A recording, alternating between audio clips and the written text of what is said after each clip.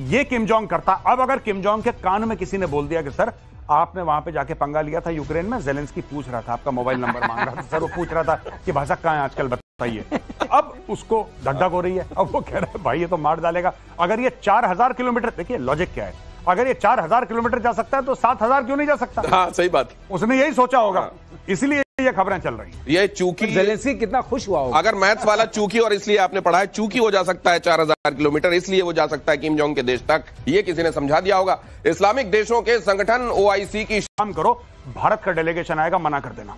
Malaysia में Malaysia ने बोला तुम पागल हो, भारत के साथ 20 अरब डॉलर की ट्रेड है, तुम्हारे साथ 1.5 अरब की औकात में रहो अपने। तो ये फेल हो गया। इसने पूरे मुस्लिम, इनको क्या लग रहा था जो मोदी जी इतने इनाम बटोर रहे हैं मुस्लिम देशों से, हाईएस्ट सिविलियन ऑनर बहरीन दे रहा, highest civilian honour Saudi Arabia, वो किस दिन के लिए? मोदी जी ने फोन लगाया, हेलो हेलो, हाँ ये बिलावल है, बिलावल फोन आएगा, बोल देना इस रूट की सभी लाइनें व्यस्त हैं, वो इसको एंटरटेन करने की। अब बिलावल की कोई सुन नहीं रहा।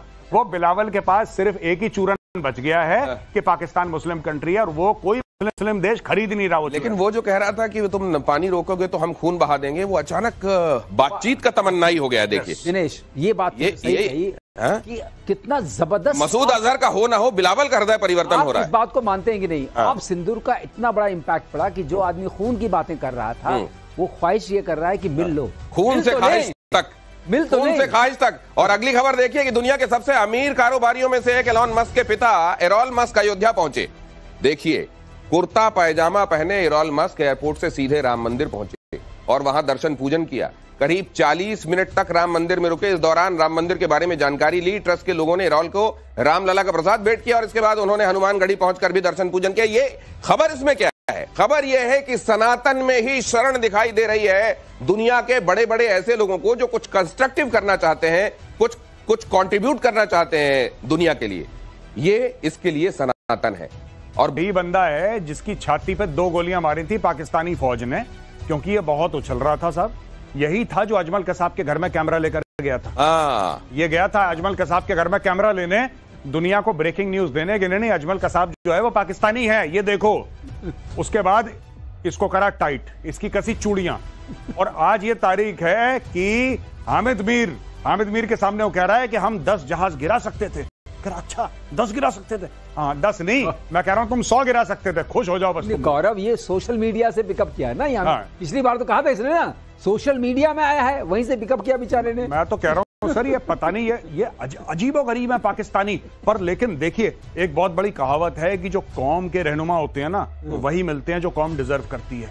ये लोग डिजर्व बिलावल भुट्टो करते हैं, ये लोग डिजर्व ख्वाजा आसिफ करते हैं। जो लोग ऐसी छोड़ें भाई साहब, ऐसी छोड़ेंगे, हम 10 गिरा। अब ये 10 का फिगर कब आया? अब देखना, ये कभी इसने पहले बोला था? ये अभी इंटरव्यू के दौरान जब सामने हामिद मीर पूछता है कि साहब क्या हुआ, ऐसा है हामिद साहब कि हम 10 गिरा सकते थे लेकिन वहां पे मातम हो जाता। अगर इसके मन में 15 आता है, 15 बोल देता उसको। दिनेश ऐसा है, छोड़ने में फीस लगती है, छोड़ने में कोई फीस नहीं लगती। ऐसा है कि 5 गिराने से मातम नहीं होगा, ये उसको थ्रेशोल्ड पता था। थ्रेशोल्ड पता था, लेकिन 5 तक मातम नहीं होगा। सर बिल्कुल ठीक बात करी सर आपने, very good sir, I am so. देखिए ये छतरी लेके उड़ेगा, एवैक्स तो इनके उड़ गए। मुझे समझ में नहीं आता, ये जो बिलावल भुट्टो है ना, बिलावल भुट्टो की मदर का कत्ल आतंकवादियों ने कर दिया था। उसकी मदर बेनजीर भुट्टो का कत्ल कर दिया था। इसके नाना का कत्ल फौज ने कर दिया। और इस आदमी में इतनी गैरत नहीं है, इतनी शर्म नहीं है कि जिन लोगों ने इसकी मां को मारा, जिन लोगों ने इसके नाना को मारा, जिसकी अभी भी भुट्टो अभी जिंदा है, भुट्टो अभी जिंदा है, ये लोग जो डायलॉग मारते हैं पूरे सिंध में, ओ भाई तुम्हारे खानदान को साफ कर दिया इसी फौज, पाकिस्तानी फौज ने। इन्हीं आतंकवादियों ने तुम्हारी मां को मारा, इन्हीं दहशतगर्दों ने मारा, फिर तुम्हें शर्म नहीं आ रही, इन्हीं के तलवे चाट रहे हो। This is the moral character of Bilawal Bhutto. कोई और होता ना, कोई और होता तो चढ़ दौड़ता इनके ऊपर, लेकिन नहीं, इनको अपनी सत्ता बनाए रखनी है भाई साहब। कोई बात नहीं, अगर अपनी नाना और मां के कब्र के ऊपर अपना तख्त रखना और तख्त के ऊपर बैठ के राज करना हो तो इनके लिए वो भी जायज है। दे डोंट केयर, इनको कोई फर्क नहीं पड़ता। लेकिन बिलावल जब बोलते हैं तो आप जो खानदान बता रहे हैं, वो खानदानीपन, उनकी नफासत और अंदाज, जिस अंदाज में बोलते हैं वो झलकता है उसमें। अब पता नहीं क्या झलकता है साहब, मैं नहीं कह सकता कुछ ज्यादा। मैं आप फिर झलक की बात मत करिए। वो झलक जो मिलती है वो झलक की बात नहीं करना चाहते, की बात मत करिए। हमारा कोई एक बात है, जो आपने अभी लिस्ट दी ना कि 6 विमान गिरे, 2 वो गिरे, 10 मिसाइल्स गिरी, एक्चुअली उससे कहीं ज्यादा है। अगर आप एस्टिमेट देखें और बहुत रिलायबल एस्टिमेट देखें, कम से कम 8 गए हैं विमान, और जो एयर डिफेंस यूनिट्स गई, जो रनवे तबाह हुए, जो हैंगर तबाह हुए, भुलारी में तो 80 फीट का बना गड्ढा ना हैंगर के ऊपर। तो ये सब चीजें जो हुई हैं, इसके लिए उसका कॉस्ट लगाएंगे, वो 5 से 7 बिलियन डॉलर आएगा। सर इन्होंने 10,000 रुपए का तिरपाल ऊपर से लगाया, कह रहा सब ठीक है। एंड अब भोलारी में भोलारी में सर तिरपाल लगा दिया उन्होंने, क्या कह रहा सब बढ़िया है, कोई दिक्कत नहीं, घर की बात है, तो तिरपाल लग गया। अब क्या दिक्कत, अब आप कैसे बात करेंगे?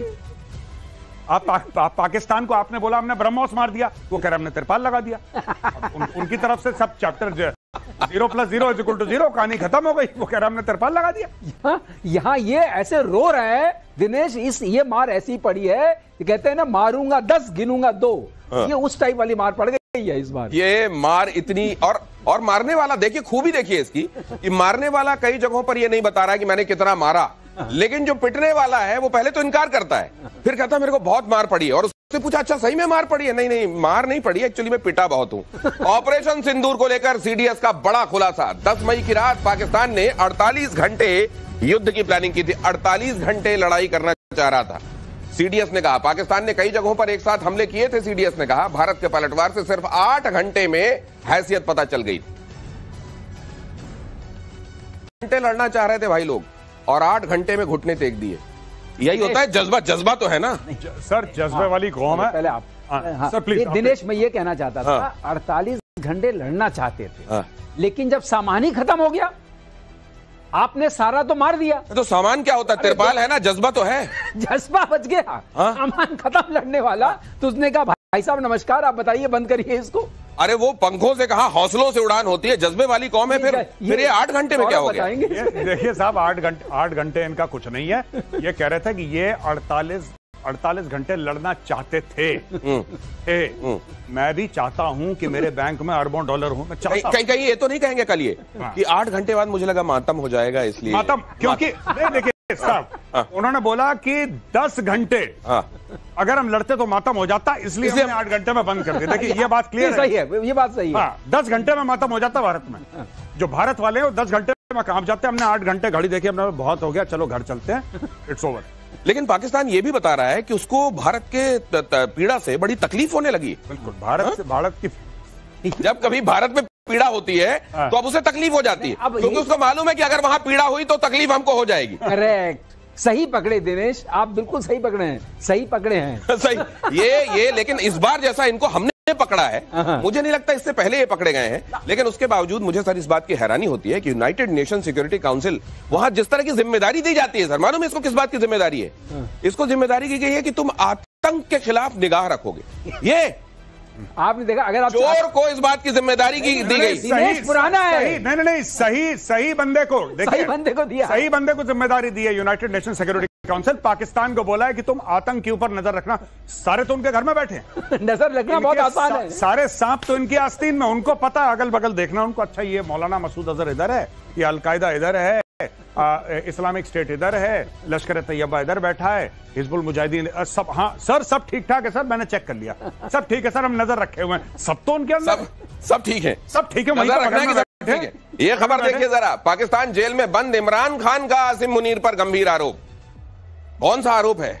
मुनीर ने बदला लेने के लिए बुशरा बीवी को जेल में बंद किया।